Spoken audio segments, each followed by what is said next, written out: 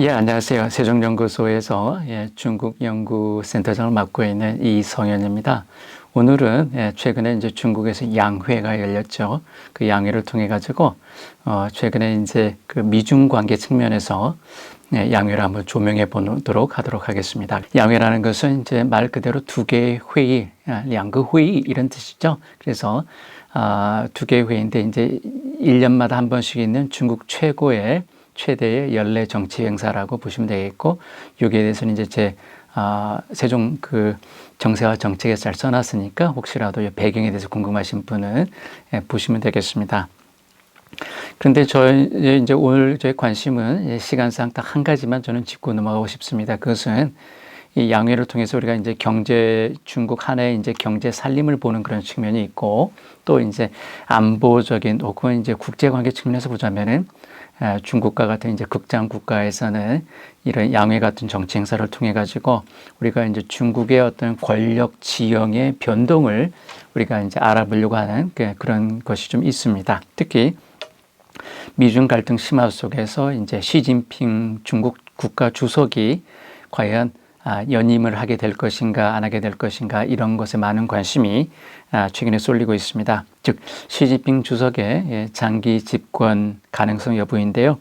중국 공산당은 내년 2021년 제20차 당대회에서 시진핑 국가 주석의 총서기 3연임 여부를 공식화합니다. 그래서 우리가 이제 시진핑 주석이 3연임을 할 것인가 안 할 것인가에 관심을 갖게 된 그런 이유 중에 하나가 지난 1월 달에 미국의 띵크탱크인 어틀랜틱 카운슬에서 대중국 보고서가 나왔죠. 그래서 더 긴 전문 더 롱거 텔레그램이라는 미국의 대중국 보고서가 나왔는데, 보고서는 미중 갈등의 근본적인 원인을 시진핑이란 이런 지도자 한 명으로 수렴을 시키고, 그래서 미중 갈등을 해결하기 위해서는 즉 시진핑을 교체하는 것이 미중 갈등의 근본적인 해결법이라는 굉장히 도발적인 그러한 화두를 제시했습니다. 또한 보고서는 중국 공산당 내부 조직 내부에서도 시진핑 리더십에 대해서 상당한 분열이 있는 것으로 판단하고, 또 시진핑의 정책 노선에 반대하는 그런 목소리도 만만치 않다라는 그런 평가를 하고 있습니다. 이 질문이 중요한 이유는 만약에 시진핑이 우리가 이제 중국을 이제 5년 그래서 10년 후진타오도 10년 하고 장저민도 10년 하고 이제 시진핑도 10년을 하는데 10년 그 이상을 하게 되면은 앞으로 미중 갈등 측면에서 우리가 앞으로 다가오는 10년 혹은 그 이상 시진핑이 생각하는 2049년까지 중국몽 그러면 이제 앞으로 한 30년이 남았는데, 앞으로 30년 동안 중국을 대하는데 중국의 지도자가 시진핑 체제다라는 것은 미국뿐만 아니라 한국에게도 굉장히 많은 정책적인 그런 생각을 던져주게 됩니다. 그렇기 때문에 앞으로 우리가 상대해야 되는 10년 혹은 20년의 중국이 과연 시진핑 체제의 중국인가, 거기에 따라서 우리가 전략도 거기에 맞춰가지고 세워야 되기 때문에 우리가 왜 이 질문에 한국도 관심을 갖느냐라는 그런 이유가 되겠습니다. 그래서 사실 이제 시진핑에 대한 공산당 내부의 불만이 팽배하다는 말은 새로운 것은 아니죠. 이제 북한과 비슷하게도 이러한 어떤 전체주의 국가 혹은 권위주의 국가 내부에서는 항상 그 체제에 대한 불만을 갖고 있는 그런 사람들이 있고, 또 그렇기 때문에 심지어는 이제 구체성을 띠기도 합니다. 예를 들면 이제 1년에 한 번씩 있는 그런 지도자들의 여름 회의가 있죠. 그래서 베이다흐 회의에서 한 공산당 원로가 굉장히 화를 내면서 시진핑 주석에게 미중 관계를 악화시킨 책임을 물었다라는 그런 구체적인 얘기도 나오고 있습니다.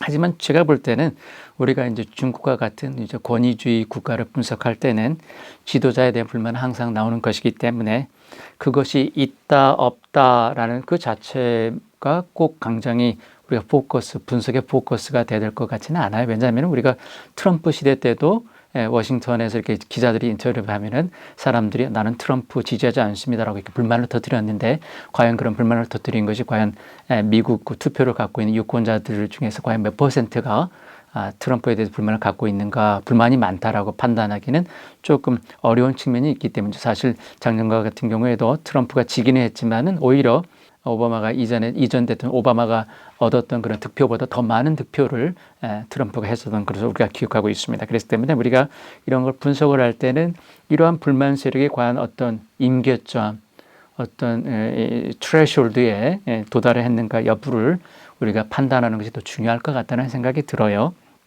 특히 지난 1년의 그런 코로나 상황을 겪은 현 시점에서 시진핑의 권력 공고화 문제를 진단해 볼 필요가 있을 것 같습니다. 왜냐하면 이 코로나가 국제관계에서 굉장히 큰 영향을 줬기 때문이죠. 왜냐하면 여러분들 기억하시겠지만은 코로나가 없었더라면은 트럼프가 재선될 수 있었을지도 몰라요. 왜냐하면 경제가 좋았고 또 트럼프에 대한 지지도도 굉장히 높았기 때문에 만약에 코로나가 있고 없고를 따지자면 그것이 우리가 미중 관계 또 국제 관계에서 준 영향이 상당하다라고 저는 보고 있고, 그렇기 때문에 우리가 코로나를 겪으면서 중국에서도 어떤 시진핑의 권력 지형의 어떤 변화가 있었는가를 살펴보는 것이 우리가 분석의 포커스를 크게 두는 것이 유의미할 것이다라는 생각을 좀 해봅니다. 그래서 중국은 이제 여러분도 들으셨겠지만 주요 세계 국가 중에서 유일하게 코로나 방역과 경제 회복에 성공한 국가죠. 그래서 방역과 경제 두 마리 토끼를 한꺼번에 다 잡은 그런 국가인데, 중국 그 관방 언론은 이것을 이제 시진핑의 리더십 덕분으로 선전하고 있습니다. 또한 양회 그 정부 공작 보고 연설에서 중국의 총리 리크창 총리도 지난 1년여의 성과, 즉 코로나로 우리가 극복한 성과를 시진핑 동지를 핵심으로 하는 당 중앙 영도의 결과. 그래서 또 공로를 총리도 공개석상에서 우리가 이 코로나를 잘 극복한 것이 바로 시진핑 지도자 덕분이다라고 공을 돌리고 있습니다. 또 공산당 창당 100주년 올해는 이제 중국 공산당이 중상층을 만들겠다는 그런 목표가 있죠. 그래서 여러분도 들어보셨겠지만 이제 소강사회라는 그러는데, 중국 그렇기 때문에 이제 중산층을 건설하려면 이제 빈곤층이 사라져야 되기 때문에 빈곤 퇴치가 올해 굉장히 중요한 화두입니다. 또 올해는 중국 공산당 창립 100주년이 되는 해이기 때문에 그런 100주년을 맞이해 가지고 이제 빈곤층 이제 퇴치가 굉장히 중요한데, 중국 정부는 이 성과에 대해서도 굉장히 대대적인 선전을 하면서 이 성과 역시 누구의 덕택이다? 시진핑 리더십의 공로 덕분이다라고 선전을 하고 있습니다. 그래서 우리가 이런 것들이 중국이 우리가 이제 소셜 미디어가 많이 발달하고 그랬지만은 아직도 중국의 대다수의 사람들은 낙후된 농촌 지역에 있는 경우도 많이 있고, 그렇기 때문에 우리가 중국의 대도시도 포함해 가지고 중국 전체를 둘러서 보면은 이 관방 언론을 통해 가지고 중국 정치를 이해하는 사람들, 그런 일반 백성들이 많고, 그렇기 때문에 우리가 어떤 특정 지식인 혹은 반체제 인사를 통해 가지고 그런 사람들의 어떤 글 혹은 외신들과의 인터뷰를 통해 가지고 중국 사회가 굉장히 불안정하다라고 하는 것은 조금 무리가 있을 수 있다는 생각이 들고, 중국 전체를 봐야 되겠죠. 그래서 우리도 이제 1960년대, 70년대, 80년대 초를 겪으면서 언론의 자유가 없었던 그런 것을 경험할 것입니다. 그럴 경우에 특히 이제 중국 같은 경우는 아직도 인구 14억 중에서 7억의 인구가 농촌 지역에 있는데, 이 농촌 지역에 살고 있는 이런 사람들의 어떤 정보 획득 수단과 그런 정도를 우리가 과대평가할 수는 없을 것 같아요. 그렇기 때문에 또한 우리는 시진핑이란 지도자가 중국의 그 옛날 지도자인 이제 마오쩌둥을 아시죠? 그래서 마오쩌둥을 모방해 가지고 인민들에게 인기를 얻는 그런 군중 노선을 통해 가지고 굉장히 성공하고 있다라는 부분도 특히 이제 외부 관찰자들이 잘 놓치고 있는 그런 부분인 것 같습니다. 그래서 특히 그 이유 중에 하나가 이제 후진타오 때부터 중국이 뭘 했냐면은 이제 의료보험 제도를 개혁을 했어요. 그리고 은퇴를 하신 분들이 이제 은퇴금 이런 복지 혜택을 시진핑의 전임인 후진타오 때부터 시작을 했는데, 시진핑 들어와 가지고 이것을 사람들이 좀 피부로 느낄 수 있는 그런 성과를 내기 시작했습니다. 그래서 이런 것들이 외부에 잘 알려지지 않았던 것 같은데, 일반 시민들은 결국 이제 피부에 느껴지는 어떤 경제 혜택, 이런 삶의 개선을 통해 가지고 이번 지도자가 좀 좋은 지도자라고 생각을 할 수가 있겠죠. 그래서 그런 측면도 우리가 간과할 수는 없을 것 같아요. 그래서 시진핑이라는 지도자는 제가 볼 때는 이제 탈빈곤에 대한 성과, 반부패를 통한 어떤 성과, 그리고 제가 말씀드린 그런 그 부분적인 복지제도 개선을 통해 가지고 장기 집권에 대한 중국 인민들의 지지를 이끌어내는데 결정적인 어려움은 없을 것 같다라고 판단을 해봅니다. 특히 권력이 강화된 시 주석을 견제할 만한 그런 의미 있는 정치 세력은 부재한 상황입니다. 우리가 이런 것도 우리가 좀 봐야 될 것 같아요. 그래서 마지막으로 또 한 가지는 이제 아이러니하게도 시진핑의 권력 강화에는 미국도 도움을 준 측면이 있다라는 것이죠. 그래서 세계 1등 국가인 미국에서 코로나 사망자가 50만 명을 넘기는 또 사상 초유의 미국 의회 점거 폭동 사건이 발생하니까 중국 관방 언론은 미국 민주주의의 취약점을 연일 집중 보도를 했습니다.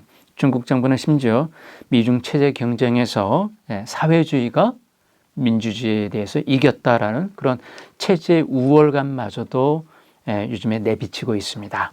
더불어 미중 갈등을 통한 중국 내 민족적인 어떤 애국주의, 반미 감정의 어떤 상향 조정 이런 것도 결국은 이제 중국 체제 내에서 시진핑이라는 어떤 스트롱맨, 시진핑이라는 어떤 강한 지도자의 필요성을 내부 논리적으로 볼 때는 정당화하는 그런 측면이 있습니다. 그렇기 때문에 중국 권력 지형 변동은 지속적인 관찰이 필요한 부분입니다만은 현 시점에서는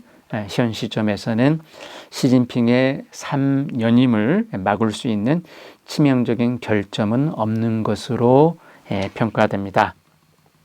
그래서 전반적으로 보자면은 이번 양회는 제가 이제 경제 부분에 대해서는 이제 시간 관계에서 설명을 안 드렸습니다만은 바깥 세상에서는 중국 경제가 코로나 상황에서 굉장히 빨리 극복을 했기 때문에 8% 이상은 성장할 수 있을 것이다라고 했는데 심지어는 이제 중국 경제가 작년에 워낙 그런 출발점이 낮았기 때문에 9% 이상까지도 작년과 비교해 가지고 성장할 수 있을 것이라고 하는데 중국 정부가 막상 내놓은 숫자는 6% 이상이라고 해서 사람들이 우리가 볼 땐 그보다 더 많은 것을 성취할 수 있을 것 같은데 중국이 오히려 겸손한 숫자를 내놨다 이런 평가도 있는데 이것은 뭐냐면은 중국이 어떤 경제가 어렵기 때문이라기보다는 중국이 이런 어떤 여유를 갖고 어떤 이제 6%만 딱 달성을 하더라도 2035년도까지 중국 경제가 미국 경제를 초월하는 데는 문제가 없고 사실은 6%가 아니라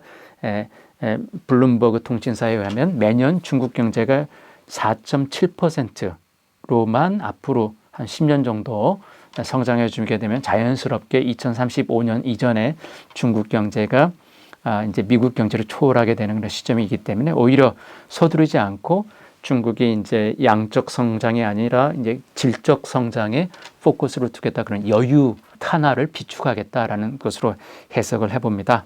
세계 제1 경제 대국이 되겠다고 하는 중국의 2035년 목표의 첫 단계인 이번 연도가 이제 14차 5개년 기획에 이제 성공이 하느냐 안 하느냐에 달려 있다고 볼 수 있겠는데 여기에 대해서도 미국도 여러분도 아시겠지만 일단은 지금 미국 국방부에서 대중국 정책을 좀 리뷰를 하고 있는데 아직까지는 제가 볼 때는 이제 미국이 중국의 부상을 저지하기 위해서 군사적인 충돌까지도 감행할 그런 생각을 갖고 있지 않다라고 보여요. 그래서 제가 거기다 이제 보고서에 적어놨는데 그 일라이 라트너라고 미국 국방부에서 지금 대중국 보고서를 작성하고 있는 사람을 좀 볼 수 있겠고 또 중국 역시 2035년도까지는 적어도 이제 미중 간의 갈등, 경쟁을 좀 장기적으로 보고 있으면서 2035년까지는 투위 불파 전략이라고 있는데 이것은 뭐냐면은 미국과 다투기는 하겠지만은 완전히 관계를 단절하지는 않겠다라는 그런 전략에 의거해가지고 미국과 경쟁적인 대치 관계를 갖게 될 것으로 전망이 됩니다. 내용이 좀 많습니다만은 다른 내용은 시간 관계상 여기서 일단 마치도록 하고, 여러분들이 저희 세종연구소 웹사이트에 올려져 있는 관심을 갖고 계시면은 저의 정책, 정세와 정책 보고서를 읽어봐 주시면 감사하겠습니다. 고맙습니다.